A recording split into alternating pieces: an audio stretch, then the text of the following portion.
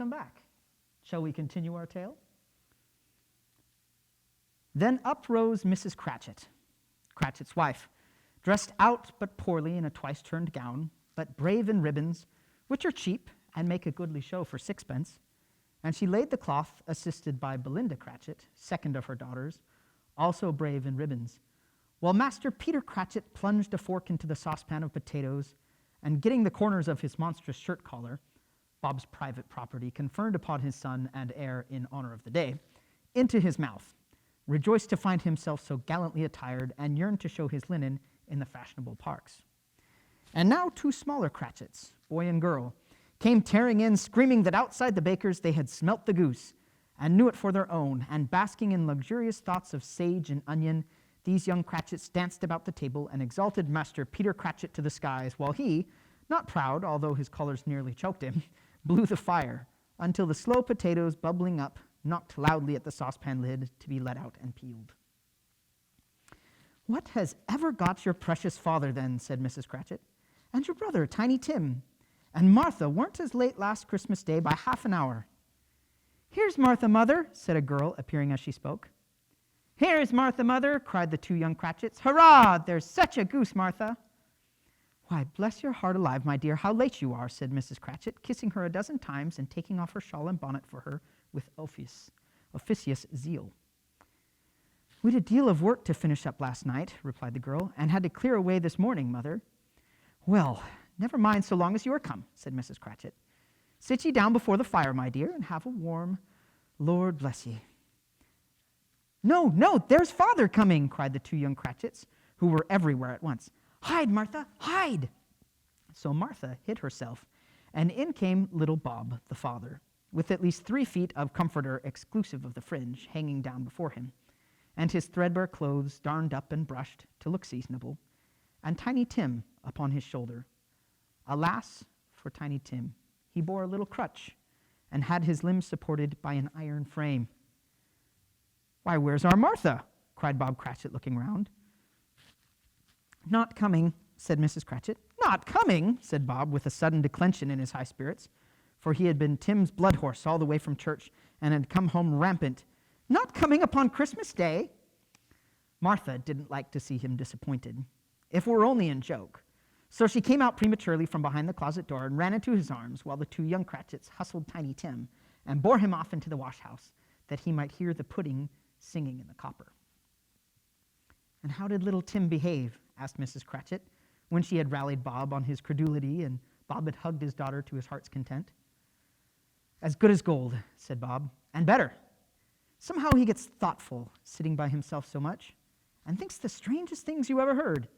He told me, coming home, that he hoped the people saw him in the church, because he was a cripple, and it might be pleasant to them to remember upon Christmas Day who made lame beggars walk and blind men see."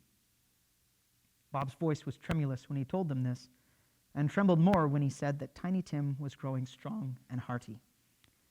His active little crutch was heard upon the floor, and back came Tiny Tim before another word was spoken, escorted by his brother and sister to his stool beside the fire. And while Bob, turning up his cuffs, as if, poor fellow, they were capable of being made more shabby, compounded some hot mixture in a jug with gin and lemons, and stirred it round and put it on the hob to simmer, Master Peter and the 2 ubiquitous young Cratchits went to fetch the goose, with which they soon returned in high procession.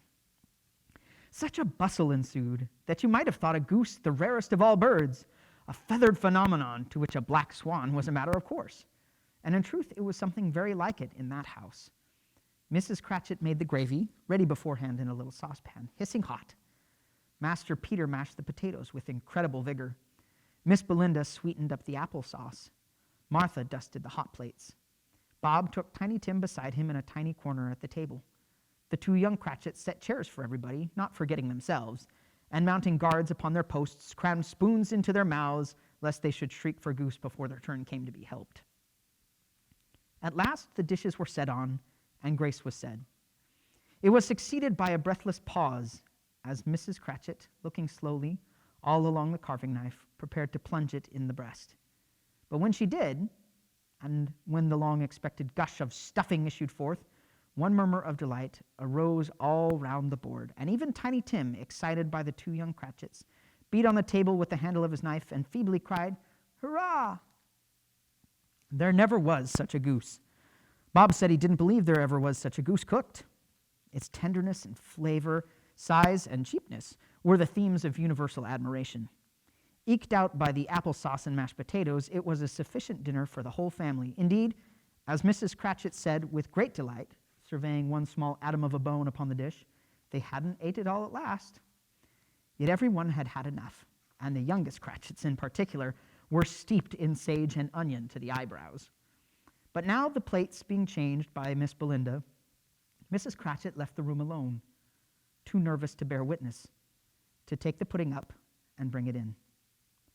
Suppose it should not be done enough. Suppose it should break in turning out. Suppose somebody should have got over the wall of the backyard and stolen it while they were merry with the goose. A supposition at which the two young Cratchits became livid. All sorts of horrors were supposed. Hello, a great deal of steam. The pudding was out of the copper, a smell like a washing day. That was the cloth. A smell like an eating house, and a pastry cook's next door to each other, with the laundresses next door to that. That was the pudding. In half a minute, Mrs. Cratchit entered, flushed but smiling proudly, with the pudding like a speckled cannonball, so hard and firm, blazing in half a quartern of ignited brandy, and bedight with Christmas holly stuck into the top. Oh, a wonderful pudding. Bob Cratchit said, and calmly too, that he regarded it as the greatest success achieved by Mrs. Cratchit since their marriage. Mrs. Cratchit said that now the weight was off her mind, she would confess she had had her doubts about the quantity of flour. Everybody had something to say about it, but nobody said or thought it was at all a small pudding for a large family. It would have been flat heresy to do so. Any Cratchit would have blushed to hint at such a thing. At last the dinner was all done, the cloth was cleared, the hearth swept and the fire made up, the compound in the jug being tasted and considered perfect. Apples and oranges were put upon the table, and a shovelful of chestnuts on the fire. Then all the Cratchit family drew around the hearth, in what Bob Cratchit called a circle, meaning half a one. And at Bob Cratchit's elbow stood the family display of glass, 2 tumblers, and a custard cup without a handle. These held the hot stuff from the jug, however, as well as golden goblets would have done, and Bob served it out with beaming looks, while the chestnuts on the fire sputtered and crackled noisily. Then Bob proposed, "A Merry Christmas to us all, my dears. God bless us," which all the family re-echoed. "God bless us, every one," said Tiny Tim, the last of all. He sat very close to his father's side upon his little stool. Bob held his withered little hand in his, as if he loved the child, and wished to keep him by his side, and dreaded that he might be taken from him. "Spirit," said Scrooge, with an interest he had never felt before, "tell me if Tiny Tim will live."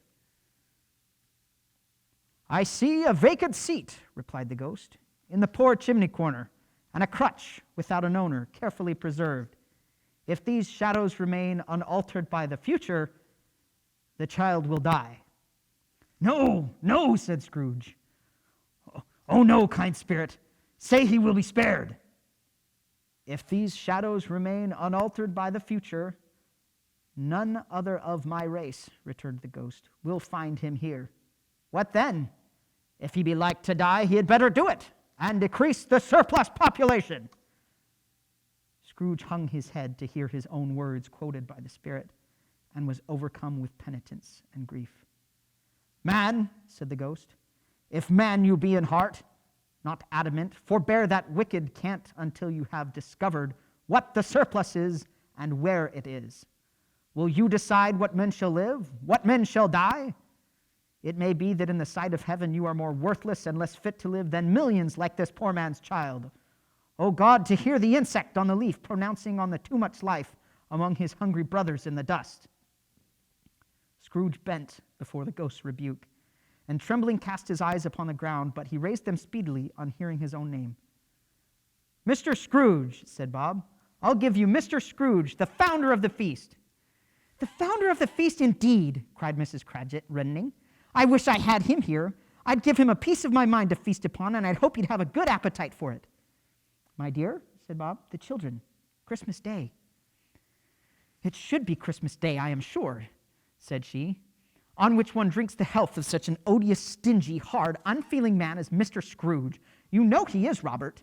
Nobody knows it better than you do, poor fellow. My dear, was Bob's mild answer, Christmas Day. I'll drink his health for your sake and the day's, said Mrs. Cratchit. Not for his. Long life to him. A Merry Christmas and a Happy New Year. He'll be very merry and very happy, I have no doubt. The children drank the toast after her. It was the first of their proceedings which had had no heartiness in it. Tiny Tim drank it last of all, but he didn't care twopence for it. Scrooge was the ogre of the family. The mention of his name cast a dark shadow on the party, which was not dispelled for full 5 minutes. After it had passed away, they were 10 times merrier than before, from the mere relief of Scrooge, the baleful, being done with. Bob Cratchit told them how he had a situation in his eye for Master Peter, which would bring in, if obtained, full 5 and 6 pence weekly. The two young Cratchits laughed tremendously at the idea of Peter's being a man of business, and Peter himself looked thoughtfully at the fire from between his collars, as if he were deliberating what particular investments he should favor when he came into the receipt of that bewildering income. Martha, who was a poor apprentice at a milliner's, then told them what kind of work she had to do, and how many hours she worked at a stretch, and how she meant to lie abed tomorrow morning for a good long rest, tomorrow being a holiday she passed at home. Also how she had seen a countess and a lord some days before, and how the lord was much about as tall as Peter, at which Peter pulled up his collar so high that you couldn't have seen his head if you had been there. All this time the chestnuts in the jug went round and by they had a song about a lost child traveling in the snow from Tiny Tim, who had a plaintive little voice and sang it very well indeed. There was nothing of high mark in this. They were not a handsome family. They were not well dressed. Their shoes were far from being waterproof. Their clothes were scanty. And Peter might have known, and very likely did, the inside of a pawnbroker's. But they were happy, grateful, pleased with one another, and contented with the time. And when they faded, and looked happier yet in the bright sprinklings of the Spirit's torch at parting, Scrooge had his eye upon them, and especially on Tiny Tim unto the last. By this time it was getting dark, and snowing pretty heavily, and as Scrooge and the Spirit went along the streets, the brightness of the roaring fires in kitchens, parlors, and all sorts of rooms was wonderful. Here the flickering of the blaze showed preparations for a cozy dinner, with hot plates baking through and through before the fire, and deep red curtains ready to be drawn to shut out cold and darkness. There all the children of the house were running out into the snow to meet their married sisters, brothers, cousins, uncles, aunts, and be the first to greet them. Here again were shadows on the window blind of guests assembling, and there a group of handsome girls, all hooded and fur-booted, and all chattering at once, tripped lightly off to some near neighbor's house, where woe upon the single man who saw them enter, artful witches, well they knew it, in a glow. But if you had judged from the number of people on their way to friendly gatherings, you might have thought that no one was at home to give them welcome when they got there, instead of every house expecting company and piling up its fires half chimney high. Blessings on it! How the ghost exulted, how it bared its breadth of breast, and opens its capacious palm and floated on, outpouring with a generous hand its bright and harmless mirth on everything within its reach. The very lamplighter who ran on before, dotting the dusky street with specks of light, and who was dressed to spend the evening somewhere, laughed out loudly as the Spirit passed, though little kenned this lamplighter that he had any company but Christmas. And now, without a word of warning from the ghost, they stood upon a bleak and desert moor, where monstrous masses of rude stone were cast about, as though it were the burial place of giants, and water spread itself wheresoever it listed, or would have done so, but for the frost that held it prisoner. And nothing grew but moss and furze and coarse, rank grass. Down in the west the setting sun had left a streak of fiery red, which glared upon the desolation for an instant, like a sullen eye, and frowning lower, lower yet, was lost in the thick gloom of the darkest night. "What place is this?" asked Scrooge. "A place where miners live, who labor in the bowels of the earth," returned the Spirit. "But they know me, see!" A light shone from the window of a hut, and swiftly they advanced towards it. Passing through the wall of mud and stone, they found a cheerful company assembled round a glowing fire. An old man and woman, with their children and their children's children, and another generation beyond that, all decked out gaily in their holiday attire. The old man, in a voice that seldom rose above the howling of the wind upon the barren waste, was singing them a Christmas song. It had been a very old song when he was a boy, and from time to time they all joined in the chorus. So surely as they raised their voices, the old man got quite blithe and loud, and so surely as they stopped, his vigor sank again. The Spirit did not tarry here, but bade Scrooge hold his robe, and passing on above the moor, sped whither? Not to sea, to sea. To Scrooge's horror, looking back, he saw the last of the land, a frightful range of rocks behind them, and his ears were deafened by the thundering of water as it rolled and roared and raged among the dreadful caverns it had worn, and fiercely tried to undermine the earth. Built upon a dismal reef of sunken rocks some league or so from shore, on which the waters chafed and dashed the wild year through, there stood a solitary lighthouse. Great heaps of seaweed clung to its base, and storm birds, born of the wind one might suppose, as seaweed of the water, rose and fell about it like the waves they skimmed. But even here, 2 men who watched the light had made a fire that through the loophole in the thick stone wall shed out a ray of brightness on the awful sea. Joining their horny hands over the rough table at which they sat, they wished each other Merry Christmas in their can of grog, and one of them, the elder 2, with his face all damaged and scarred with hard weather, as the figurehead of an old ship might be, struck up a sturdy song that was like a gale in itself.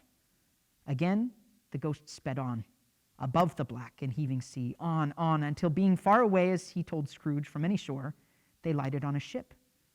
They stood beside the helmsman at the wheel, the lookout in the bow, the officers who had the watch, dark, ghostly figures in their several stations, but every man among them hummed a Christmas tune, or had a Christmas thought, or spoke below his breath to his companion of bygone Christmas day, with homeward hopes belonging to it. And every man on board, waking or sleeping, good or bad, had had a kinder word for another on that day than on any day in the year, and had shared to some extent in its festivities, and had remembered those he cared for at a distance, and had known that they delighted to remember him. It was a great surprise to Scrooge, while listening to the moaning of the wind, and thinking what a solemn thing it was to move on through the lonely darkness over an unknown abyss, whose depths were secrets as profound as death. It was a great surprise to Scrooge, while thus engaged, to hear a hearty laugh. It was a much greater surprise to Scrooge to recognize it as his own nephew's, and to find himself in a bright, dry, gleaming room, with the Spirit standing smiling by his side, and looking at that same nephew with approving affability. "Ha ha!" laughed Scrooge's nephew. "Ha ha ha! If you should happen by any unlikely chance to know a man more blessed in a laugh than Scrooge's nephew, all I can say is, I should like to know him too. Introduce him to me, and I'll cultivate his acquaintance." It is a fair, even-handed, noble adjustment of things, that while there is infection in disease and sorrow, there is nothing in the world so irresistibly contagious as laughter and good humor. When Scrooge's nephew laughed in this way, holding his sides, rolling his head, and twisting his face into the most extravagant contortions, Scrooge's niece, by marriage, laughed as heartily as he, and their assembled friends, being not a bit behindhand, roared out lustily, "Ha ha! Ha ha ha ha ha!" "He said that Christmas was a humbug, as I live," cried Scrooge's nephew. "He believed it, too." "More shame for him, Fred," said Scrooge's niece indignantly. "Bless those women. They never do anything by halves. They are always in earnest." She was very pretty, exceedingly pretty, with a dimpled, surprised-looking capital face, a ripe little mouth that seemed made to be kissed, as no doubt it was, all kinds of good little dots about her chin that melted into one another when she laughed, and the sunniest pair of eyes you ever saw in any little creature's head. Altogether she was what you would have called provoking, you know, but satisfactory too. Oh, perfectly satisfactory. "He's a comical old fellow," said Scrooge's nephew. "That's the truth, and not so pleasant as he might be. However, his offenses carry their own punishment, and I have nothing to say against him." "I'm sure he is very rich, Fred," hinted Scrooge's niece. "At least you always tell me so." "What of that, my dear?" said Scrooge's nephew. "His wealth is of no use to him. He don't do any good with it. He don't make himself comfortable with it. He hasn't the satisfaction of thinking that he is ever going to benefit us with it." "I have no patience with him," observed Scrooge's niece. Scrooge's niece's sisters and all the other ladies expressed the same opinion. "Oh, I have," said Scrooge's nephew. "I am sorry for him. I couldn't be angry with him if I tried. Who suffers by his ill whims? Himself, always. Here, he takes it into his head to dislike us, and he won't come and dine with us. What's the consequence? He don't lose much of a dinner. Indeed, I think he loses a very good dinner, interrupted Scrooge's niece. Everybody else said the same, and they must be allowed to have been competent judges because they had just had dinner, and with the dessert upon the table were clustered around the fire by lamplight. Well, I am very glad to hear it, said Scrooge's nephew, because I haven't any great faith in these young housekeepers. What do you say, Topper? Topper had clearly got his eye upon one of Scrooge's niece's sisters, for he answered that a bachelor was a wretched outcast who had no right to express an opinion on the subject. Whereat Scrooge's niece's sister, the plump one with the lace tucker, not the one with the roses, blushed.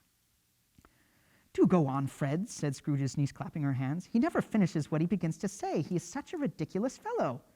Scrooge's nephew reveled in another laugh, and as it was impossible to keep the infection off, though the plump sister tried hard to do it with aromatic vinegar, his example was unanimously followed. I was only going to say, said Scrooge's nephew, that the consequence of his taking a dislike to us and not making merry with us is, as I think, that he loses some pleasant moments, which could do him no harm. I'm sure he loses pleasanter companions than he can find in his own thoughts, either in his moldy old office or his dusty chambers. I mean, to give him the same chance every year, whether he likes it or not, for I pity him. He may rail at Christmas till he dies, but he can't help thinking better of it. I defy him, if he finds me going there in good temper year after year and saying, Uncle Scrooge, how are you? If it only puts him in the vein to leave his poor clerk £50, that's something, and I think I shook him yesterday. It was their turn to laugh now at the notion of his shaking Scrooge, but being thoroughly good-natured and not much caring what they laughed at, so that they laughed at any rate, he encouraged them in their merriment and passed the bottle joyously.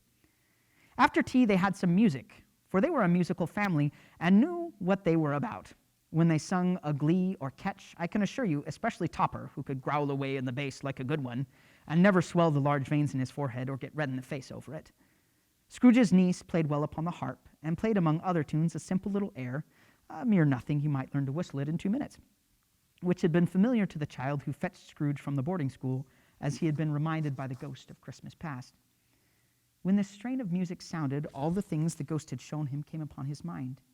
He softened more and more, and thought that if he could have listened to it often years ago, he might have cultivated the kindness of life for his own happiness with his own hands, without resorting to the sexton's spade that buried Jacob Marley. But they didn't devote the whole evening to music. After a while, they played at forfeits, for it is good to be children sometimes, and never better than at Christmas, when its mighty founder was a child himself. Stop! There was first a game at blindman's buff. Of course there was. And I no more believe Topper was really blind than I believe he had eyes in his boots. My opinion is that it was a done thing between him and Scrooge's nephew, and that the ghost of Christmas present knew it. The way he went after that plump sister in the lace tucker was an outrage on the credulity of human nature. Knocking down the fire irons, tumbling over the chairs, bumping up against the piano, smothering himself among the curtains, wherever she went, there went he. He always knew where the plump sister was. He wouldn't catch anybody else. If you had fallen up against him, as some of them did, and stood there, he would have made a feint of endeavoring to seize you, which would have been an affront to your understanding, and would instantly have sidled off in the direction of the plump sister. She often cried out that it wasn't fair, and it really was not. But when at last he caught her, when in spite of all her silken rustlings and her rapid flutterings past him, he got her into a corner whence there was no escape, then his conduct was the most execrable. For his pretending not to know her, his pretending that it was necessary to touch her headdress, and further to assure himself of her identity by pressing a certain ring upon her finger and a certain chain about her neck, was vile, monstrous. No doubt she told him her opinion of it when, another blind man being in office, they were so very confidential together behind the curtains. Scrooge's niece was not one of the blindsman's buff party, but was made comfortable with a large chair and a footstool in a snug corner, where the ghost and Scrooge were close behind her. But she joined in the forfeits and loved her love to admiration with all the letters of the alphabet. Likewise, at the game of how, when, and where, she was very great, and to the secret joy of Scrooge's nephew, beat her sisters hollow, though they were sharp girls too, as Topper could have told you. There might have been 20 people there, young and old, but they all played, and so did Scrooge.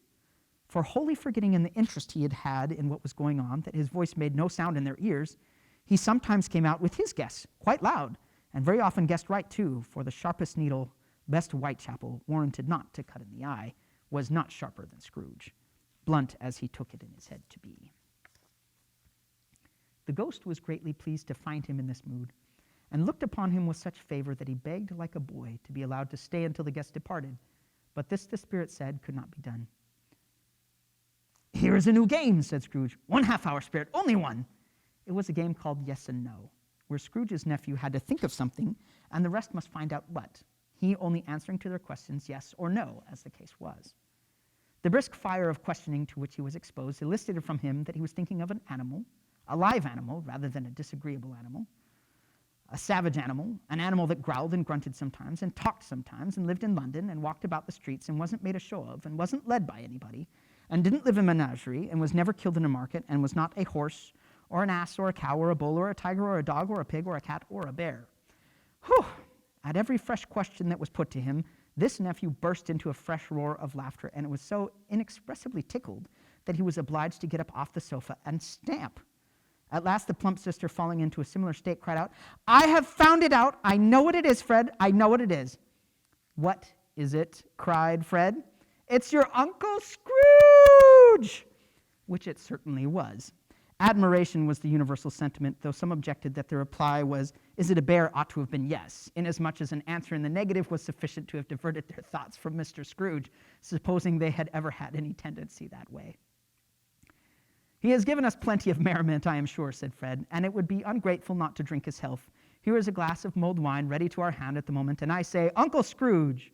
Well, Uncle Scrooge, they cried. A Merry Christmas and a Happy New Year to the old man, whatever he is, said Scrooge's nephew. He wouldn't take it from me, but may he have it, nevertheless. Uncle Scrooge! Uncle Scrooge had imperceptibly become so gay and light of heart that he would have pledged the unconscious company in return and thanked them in an audible speech, if the ghost had given him time. But the whole scene passed off in the breath of the last words spoken by his nephew, and he and the spirit were again upon their travels. Much they saw, and far they went, and many homes they visited, but always with a happy end. The spirit stood beside sick beds, and they were cheerful. On foreign lands, and they were close at home. By struggling men, and they were patient in their greater hope. By poverty, and it was rich. In almshouse, hospital, and jail, in misery's every refuge, where vain man in his little brief authority had not made fast the door and barred the spirit out, he left his blessing and taught Scrooge his precepts. It was a long night, if it were only a night. But Scrooge had his doubts of this, because the Christmas holidays appeared to be condensed into the space of time they passed together. It was strange, too, that while Scrooge remained unaltered in his outward form, the ghost grew older, clearly older. Scrooge had observed this change, but never spoke of it until they left a children's 12th night party. When looking at the spirit as they stood together in an open place, he noticed that its hair was gray. Are spirits' lives so short? Asked Scrooge. My life upon this globe is very brief, replied the ghost. It ends tonight. Tonight? Cried Scrooge. Tonight at midnight. Hark! The time is drawing near. The chimes were ringing the 11:15 at that moment. Forgive me if I am not justified in what I asked, said Scrooge, looking intently at the spirit's robe. But I see something strange and not belonging to yourself protruding from your skirts. Is it a foot or a claw? It might be a claw, for the flesh there is upon it, was the spirit's sorrowful reply. Look, here. From the foldings of its robe, it brought 2 children, wretched, abject, frightful, hideous, miserable.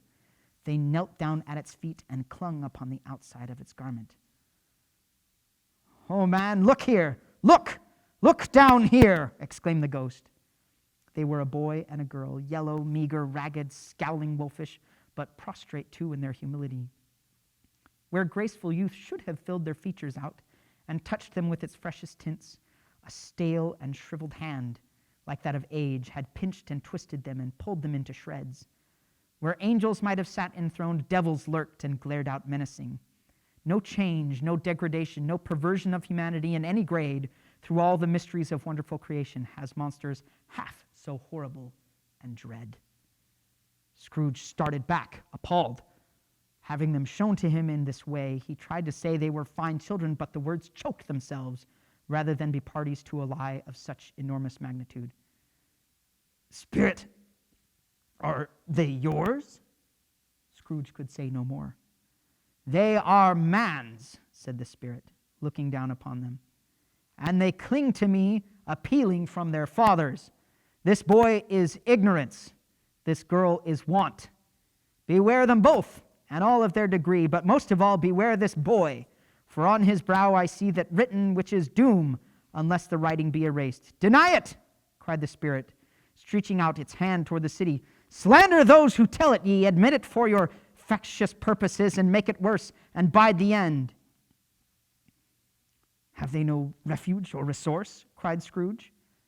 Are there no prisons? Said the spirit, turning on him for the last time with his own words. Are there no workhouses? The bell struck 12. Scrooge looked about him for the ghost and saw it not. At the last stroke ceased to vibrate, he remembered the prediction of old Jacob Marley, and lifting up his eyes beheld a solemn phantom, draped and hooded, coming like a mist along the ground towards him. We'll see you next time.